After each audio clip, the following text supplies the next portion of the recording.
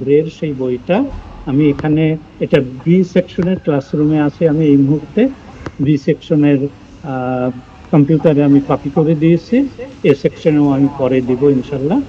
তো এই ব্রের বই থেকে আমরা আজকে যে মাইক্রোপ্রসেসর যেটা পড়ার কথা সেটা এখান থেকেই পড়ব। তো মাইক্রোপ্রসেসর আপনাদের আগে আমি বলেছিলাম যে মাইক্রোপ্রসেসরের ভিতরে তিনটা অংশ থাকে সাধারণত। একটা রেজিস্টার, একাধিক রেজিস্টার থাকে। কতগুলো রেজিস্টার থাকে this is not a fixed, এটা মাইক্রোপ্রসেসর টু মাইক্রোপ্রসেসর ভ্যারি করে, কোম্পানি টু কোম্পানি ভ্যারি করে। এখানে যে ছবিটা দেখতে পাচ্ছেন এটা পাশে দেখেন লেখা আছে এই যে এটা 8086, আমরা সাধারণত এখন 8086 পড়তে চাচ্ছি। 8086 থেকে শুরু করে একদম পেন্টিয়াম পার হয়ে কোর 2 যে প্রসেসর আছে ইন্টেলের, সবগুলার বেসিক স্ট্রাকচার আগে আপনাদের আমি বলেছিলাম যে বেসিক স্ট্রাকচার একই, জাস্ট এক্সটেনশন করা আছে।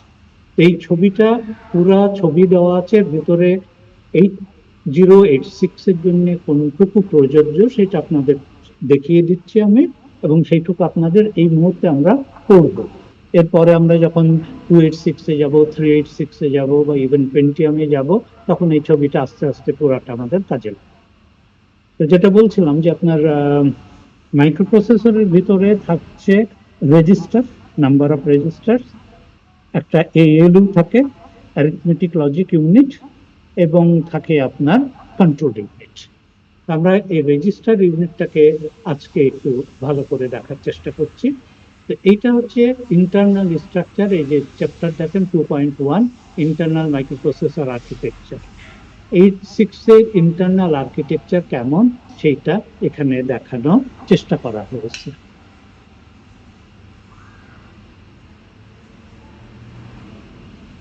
এইখানে দেখেন যে রেজিস্টার গুলার আছে এই পুরাটা না, আমরা এই যে AX BX CX DX এই যে শেডেড অংশ এইটুকু আমরা 86 এ দেখতে পাবো, শেডেড অংশটুকু। এইটা পাবো আমরা 386 যখন পড়বো, এইটা পাবো আমরা পেন্টিয়ামের আপার ভার্সন যখন যাব। আমরা এখন 86 এ শুধু এই রেজিস্টার গুলা নিয়ে আলোচনা করব, এইগুলা নাই। এইখানে আবার যে শেডেড আছে নিচেই ফ্ল্যাগ আইপি এই জিনিসগুলা, এই শেডেড অংশটুকু আমরা 8086 এ দেখতে পাবো। এখানে যেমন দেখতে পাচ্ছেন, আমি এক ক্লাসে বলেছিলাম এই সেকশনে বোধহয় যে আমরা নামগুলা বলি AX BX CX DX, BP SI DI SP। AX BX CX DX কে আমরা আবার 8 বিট করে ভাগ করি। AH AL, L stands for low, AX এর লো 8 বিট কে আমরা AL নামে ডাকি, AX এর হাই 8 বিট কে আমরা AH নামে ডাকি। Similarly BL BH CL CH DL DH, BP SP SI DI এদের 8 বিট কোনো নাই, কাউন্টার পার্ট নাই। এরা 86 এ ইন্ট্রোডিউস করা হয়েছিল নতুন, এবং এরা 16 বিট হিসাবেই ব্যবহার করা হয়। এই যে 8 বিট, এটা 86 এর যে পূর্বপুরুষ ছিল 8085, 8 বিটের মাইক্রোপ্রসেসর ছিল। সেই 8 বিটের মাইক্রোপ্রসেসর আমলে আমাদের এই 8 বিট রেজিস্টার ছিল। এইটাকে মনে রাখার জন্য বা তার সাথে কম্পিটেবিলিটি বজায় রাখার জন্য আমরা এই 8 বিটের AL BL CL DL রেখেছি। কিন্তু যেহেতু BP SI DI SP এদের কোনো 8 বিট ভার্সনে কোনো কাউন্টার পার্ট ছিল না, অতএব এদের কোনো 8 বিট রাখা হয় না, এরা আমরা সবসময় 16 বিট হিসাবেই ব্যবহার করি। আমি আবারও বলছি, আমি যদি AH বলি তাহলে আমি 16 বিট এই রেজিস্টারটাকে বুঝবো। আমি যদি AL বলি তাহলে 0 থেকে 7 এই লো অর্ডার 8 বিট আমি বুঝবো। AH বললে হাই অর্ডার 8 বিট বুঝবো। সিমিলারলি আমি BP বললে অ্যাজ এ হোল 16 বিট বুঝবো, এর কোনো 8 বিট নাই। তো এইগুলো হচ্ছে আমাদের ডিফারেন্ট রেজিস্টার, এই নামগুলো আমাদের মনে রাখতে হবে। প্রোগ্রামিং আমরা যখন করব নিচে ল্যাব ক্লাসে অথবা আবরার স্যারের অ্যাসেম্বলি ল্যাঙ্গুয়েজ ক্লাসে, তখন এই নামগুলো আমাদের একদম মাথায় রাখতে হবে, এবং এই নামগুলো নিয়ে আমরা কাজ করব। নাম থেকে বুঝতে হবে যে আমি কত বিট ডাটার কথা বলছি, কি করতে চাচ্ছি। ঠিক আছে, এদের ডিটেল কাজ কি আমরা পরের পাতায় যাচ্ছি দেখব। তার আগে এই জিনিসগুলো আর একটু বলে নিই। ফ্ল্যাগ রেজিস্টার, এখানে 16 বিটের ফ্ল্যাগ রেজিস্টার আছে। ফ্ল্যাগের কথা আপনারা জানেন, আমি আগেও একবার বলেছি। ফ্ল্যাগ মানে হচ্ছে যে কোনো কিছুর স্ট্যাটাস ইন্ডিকেট করে, ইনফরমেশন ক্যারি করে। আমরা যখন এএলইউতে কোনো অ্যারিথমেটিক বা লজিক্যাল অপারেশন করব, সেই অ্যারিথমেটিক বা লজিক্যাল অপারেশনের পরে রেজাল্টের একটা সামারি ইন্ডিকেশন বা শর্টকাট ইনফরমেশন আমরা ফ্ল্যাগ রেজিস্টারে দেখব। অ্যাজ ফর এক্সাম্পল, আপনি দুটা জিনিস যোগ করবেন, যোগ করার পরে রেজাল্ট যেটা হলো, রেজাল্টটা তো জমা থাকবে, কিন্তু সেই রেজাল্টটা কি ধরনের হলো, এটা কি সাইন কেমন, পজিটিভ না নেগেটিভ, এরকম একটা ফ্ল্যাগ বিট এখানে আছে। আমরা দেখব সেই ফ্ল্যাগ বিটে পজিটিভ হলে একরকম ইনফরমেশন থাকবে, নেগেটিভ হলে অন্য ইনফরমেশন থাকবে। অতএব ইনফরমেশন থেকে আমি বুঝে ফেলবো এটা পজিটিভ না নেগেটিভ নাম্বার, অথবা এটা জিরো কিনা সেটাও আমরা আর একটা ফ্ল্যাগ থেকে দেখতে পাবো, যে সেখানে বলা থাকবে যে রেজাল্ট দুইটা যোগ করার পরে বা বিয়োগ করার পরে যে রেজাল্ট হয়েছে, দি রেজাল্ট ইজ জিরো। অথবা সাইন বিট বললাম, জিরো বললাম, ক্যারি আছে কিনা কোনো, আমরা দুইটা সংখ্যা যোগ করেছি, তার কোনো ক্যারি আছে কিনা। একটা ফ্ল্যাগ বিট আছে এখানে, যেটাকে আমরা বলি ক্যারি বিট। অর্থাৎ ক্যারি বিট দেখে আমি বুঝতে পারবো যে এই অপারেশনের পরে কোনো ক্যারি আছে কি নাই। ক্যারিটাকে আমরা বড়োর জন্য ব্যবহার করি, যদি সাবট্রাক্ট করি তাহলে যদি বড় করা হয় তাহলে ওই ক্যারি বিটেই তার উল্টাটা দেখাবে, এবং ওইখান থেকে আমরা বুঝতে পারবো যে সাবট্রাক্ট করার জন্য কোনো বড় করতে হয়েছে কি হয়নি। ডিটেলস আমরা পরে আসছি, আবার প্লাগের ডিটেলস পরে দেখুন। আইপি, এটাকে আমরা বলি ইনস্ট্রাকশন পয়েন্টার। কতদিন ল্যাবে অনেকে আমাকে দেখিয়েছিলেন যে রেজিস্টার দেখতে চেয়ে যে স্যার এই আইপিটা কি বুঝতে পারছি না। আইপি আমরা বলি ইনস্ট্রাকশন পয়েন্টার। এটা আমরা নিচে বিস্তারিত দেখব, আমরা নামগুলো মাথায় রাখি এখন। সিএসডিএস, ইএসএসএস, এই চারটা segment register, that S stands for segment. অর্থাৎ এটা হচ্ছে code segment register, data segment register, extra segment register, stack segment register. এদের প্রত্যেকের নির্দিষ্ট কাজ আছে। রেজিস্টার এটা, এবং এটা একটা 16 বিটের রেজিস্টার, অতএব এরা একটা 16 বিট অ্যাড্রেস রাখতে পারে। সেই অ্যাড্রেসটা কিসের, যদি সিএস এর যে অ্যাড্রেসটা আছে আমরা সেই অ্যাড্রেসটা দিয়ে বুঝবো যে কোড কোথা থেকে শুরু, সেই ইনফরমেশনটা আমরা সিএস এর কাছ থেকে পাবো।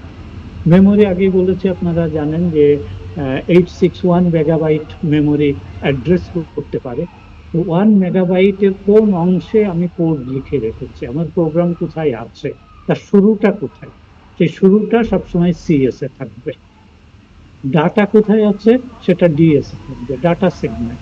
আমি ডাটা খুঁজতে হলে ওই সেগমেন্টে যাব। ল্যাব ক্লাসে কিছুটা আপনাদের বলেছিলাম যে ইন্টেলের কনসেপ্ট হচ্ছে, অ্যাড্রেসিং হচ্ছে সেগমেন্ট অফসেট কনসেপ্ট। তার মানে প্রত্যেক কাজের জন্য, কোডের জন্য, ডাটার জন্য, স্ট্যাকের জন্য সে আলাদা আলাদা সেগমেন্ট রেখে দেয়, মেমোরির অংশ ভাগ করে রেখে দেয়, যেখানে এইটুকুকে তুমি স্ট্যাক হিসাবে ব্যবহার করবা, এটাকে ডাটা হিসাবে ব্যবহার করবা, ডাটা সব এখানে রেখে কাজ করবা, কোড সব এখানে রাখবা। এক্সট্রা সেগমেন্ট হচ্ছে, নাম থেকে বুঝতে পারছেন যে এটা নির্দিষ্ট কোনো কাজ নাই। কোড যেমন এখানে আমরা কোডই রাখবো আর কিছু না, ডাটাতে ডাটাই রাখবো আর কিছু না। স্ট্যাক সেগমেন্ট আমরা স্ট্যাকই রাখবো। স্ট্যাক তো জানেন, প্রথমে পড়ে এসছেন যে ফার্স্ট ইন ফার্স্ট আউট একটা স্ট্যাক, যেখানে আমরা রাখি টপ অফ দ্য স্ট্যাক, এবং টপ অফ দ্য স্ট্যাক থেকে ডাটা আমরা রিমুভ করি কাজের জন্য। কিন্তু এক্সট্রা সেগমেন্ট হচ্ছে যে এই সেগমেন্টগুলোর অতিরিক্ত যদি লাগে, কোড আপনি এত বড় কোড লিখেছেন যে এখানে যে 64 কিলোবাইট জায়গা আপনাকে দেওয়া হয়েছে সিএস এর নামে, সেই 64 কিলোবাইটের চেয়ে কোড আপনার বেশি, তখন আমরা এক্সট্রা সেগমেন্টে কোড রাখবো বাকি কোডগুলো। অর্থাৎ ডাটা একটা হিউজ অ্যারে নিয়ে কাজ করছেন, যে অ্যারে সাইজ হচ্ছে মোর দ্যান কি বলে আপনার 64 কিলোবাইট, তখন এক্সট্রা ডাটা আমরা ইএস এ রাখবো, এক্সট্রা সেগমেন্টে রাখবো। তাই শুনেন, এখানে আমাকে মেসেজ দেখাচ্ছে রানিং আউট অফ টাইম। আমি যে ইসের জুমে করছি, এটা 40 মিনিটের বেশি ক্লাস দেয় না আপনাদের। এর পরপরই দেখেন আর একটা ক্লাস ক্রিয়েট করা আছে, এখানকার সময় শেষ হয়ে গেলে ওই ক্লাসে সবাই আবার লগ ইন করবেন। ঠিক আছে, এখন যতক্ষণ আছে আমি একটু বক বক করে নিই। তো তাহলে এই যে কোড সেগমেন্ট আমরা দেখছি, সেগমেন্ট রেজিস্টার স্ট্যাক ওই একইভাবে যে আপনার প্রচুর স্ট্যাকে অপারেশন করছেন, একের পর এক রেখে যাচ্ছেন, নিচ্ছেন, রেখে যাচ্ছেন, স্ট্যাক 64 কিলোতে কুলাবে না, তখন আমরা ইএস কে এক্সট্রা হিসাবে ব্যবহার করি। এখানে বাকি যে দুটো নাম দেখছেন এটা 86 এর সাথে সম্পর্কিত না, কারণ 86 এ এটা নাই, এটা 386 এর থেকে শুরু হয়েছে, অতএব সেটা আমরা পরে যাব। এইখানে আসেন যে আমাদের রেজিস্টার গুলা আমরা সাহেব Adnan is requesting record this meeting locally, কি ডিনাই করে দিই? করেন সাহেব, কোনো সমস্যা নাই। তারপরে এটা বেঁচে বাদাম ভাজা খেয়ে নিন, ঠিক আছে? পরে যখন দেখবেন যে এসব আউফাও কথা আছে কাজের না, তখন যে ওই 12 নম্বরে বিক্রি করে বাদাম ভাজা নিয়ে নিন এক সময়, বুঝছেন? আচ্ছা, আমরা যে রেজিস্টার ভাইদের নেটওয়ার্ক একটু খারাপ স্যার, সো এই জন্য তারা রেকর্ড করতে বলছিল আর কি। করেন, আমি বললাম আমার এটা এমন লাখ টাকা দামি কিছু না, বুঝছেন? আচ্ছা আসেন আমরা রেজিস্টার গুলা একটু করি, নামগুলা দেখি। AX রেজিস্টার, এগুলো ওই যেসব পেন্টিয়ামের নাম দিয়েছে, সেই জন্য আমি এই বইটা দেখে পড়াতে চাই না, এই জন্য যে অন্য বই আমি পছন্দ করি যেখানে 86 আলাদা আছে, যেমন হলের বই, রফিকুজ্জামানের বই, বা ইন্টেলের যে ডাটা শিট আপনাদের বলেছিলাম ওইটা যদি, আচ্ছা ওইটাও আমি কপি করে দেওয়ার চেষ্টা করবো আপনাদের কম্পিউটারে, আমার কাছে থাকার কথা। তো ওইখান থেকে দেখলে এই কনফিউশন গুলা হবে না, বুঝছেন? তো AX রেজিস্টার, অ্যাকুমুলেটর বলি এটাকে, আমরা বলি অ্যাকুমুলেটর। অ্যাকুমুলেটর মানে হচ্ছে, জানেন ইংরেজি শব্দ, কম্পিউটারের কথা ভুলে যান, প্লেন ইংলিশ ওয়ার্ড অ্যাকুমুলেটর, যে অ্যাকুমুলেট করে, তার মানে যার কাছে সবকিছু জমা থাকে। তো অ্যাকুমুলেটর এখনকার দিনে এতটা জরুরি না, কিন্তু সেই 85 এর আমলে বা 86 এর আমলে ইট ওয়াজ কম্পালসারি যে any operation, arithmetic or logic, what ever it may be, any operation must involve accumulator। তখন আমাদের দুইটা অপারেন্ট থাকলে একটা মাস্ট বি অ্যাকুমুলেটর, তার সাথে আমি অন্য কোনো কাউকে যোগ বিয়োগ গুণ ভাগ বা লজিক্যাল অপারেশন করব, and the result must be in the accumulator by default. সেই জন্য এটার নাম দেওয়া হয়েছিল অ্যাকুমুলেটর। এবং AX is a 12 bit register, আগে যেমন 16 বিট রেজিস্টার, এবং এটাকে আমরা দরকার হলে 8 বিট AL বা AH নামে ব্যবহার করতে পারি। So it is accumulator register. BX হচ্ছে বেস ইন্ডেক্স রেজিস্টার। আমরা যখন ডাটাকে পয়েন্ট করতে চাই তখন আমাদের একটা বেস ভ্যালু থাকে, একটা সেই বেস থেকে কাজ করতে হয়। সো BX আমাদের সাধারণত ডাটাকে পয়েন্ট করার জন্য আমরা ব্যবহার করি। So it is a base index register. এটাও আগে যেমন বলেছি যে BL BH দুই ভাগে 8 বিট 8 বিট করে ব্যবহার করতে পারি।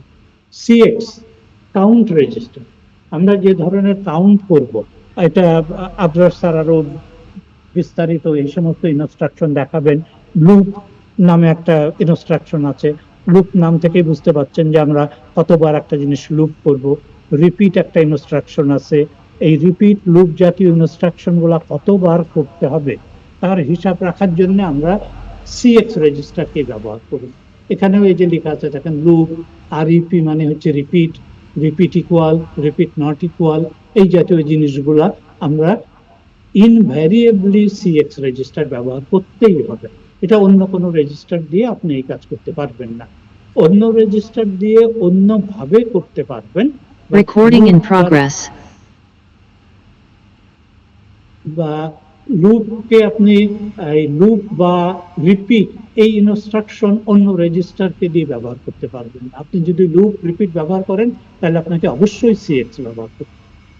DX হচ্ছে ডাটা রেজিস্টার, সাধারণত যে সমস্ত ডাটা নিয়ে আমরা কাজ করব সেই ডাটা আমরা DX রেজিস্টারে রাখি, এবং DX রেজিস্টারে একটা 16 বিটের ডাটা রাখতে পারি, অথবা DH এ 8 বিটের, DL এ 8 বিটের ডাটা রেখে আমরা কাজ করতে পারি। BP রেজিস্টার হচ্ছে বেস পয়েন্টার। আমরা ওই যে BX দেখলাম, এই BX আর BP এরা একসাথে কাজ করে আমাকে ডাটা খুঁজে বের করতে সাহায্য করে।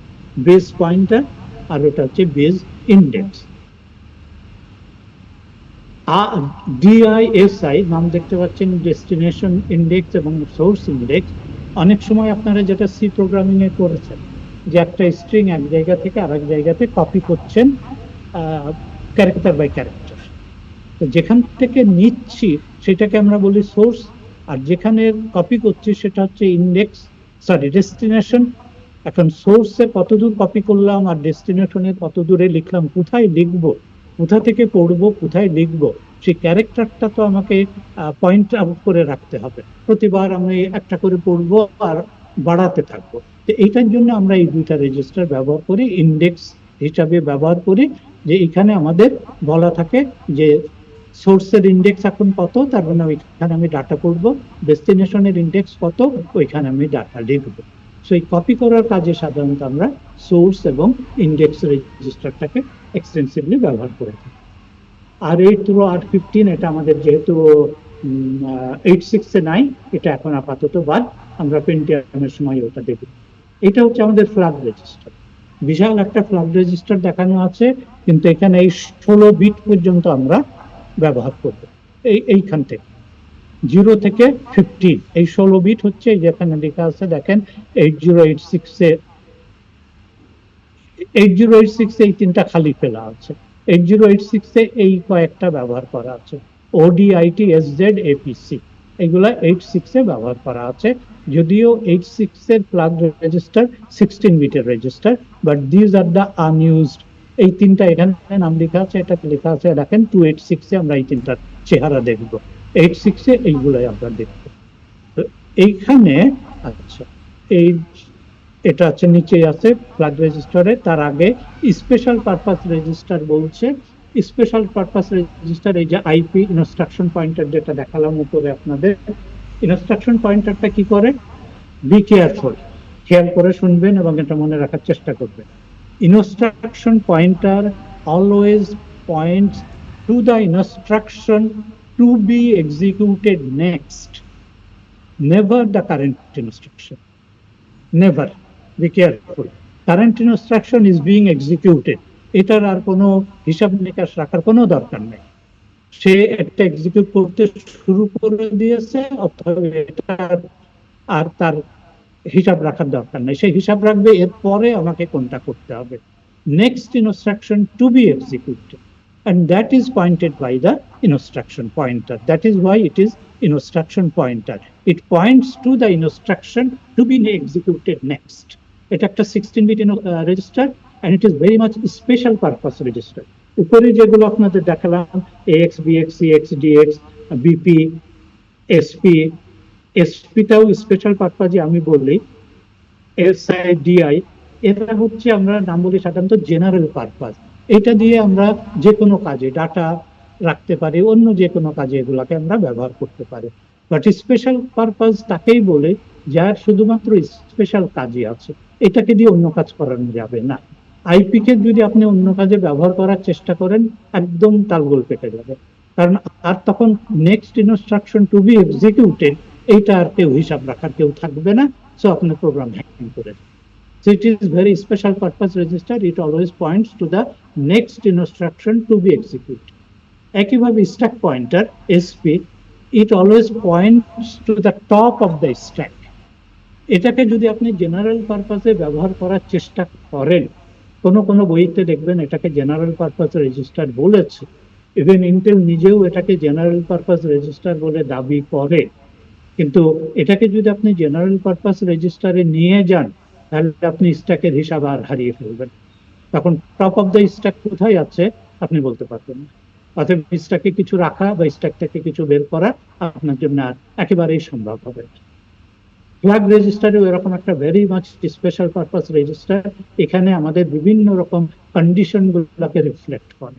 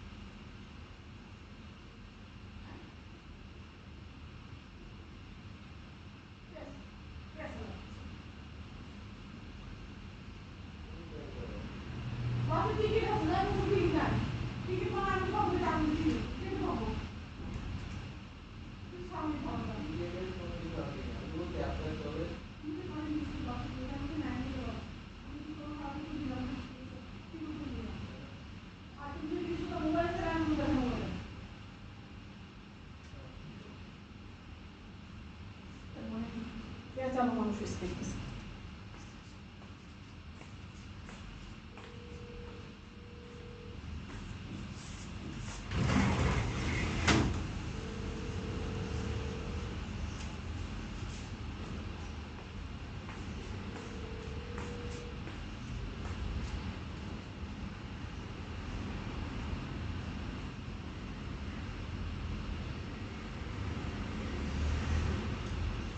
এখানে কাম করতেছে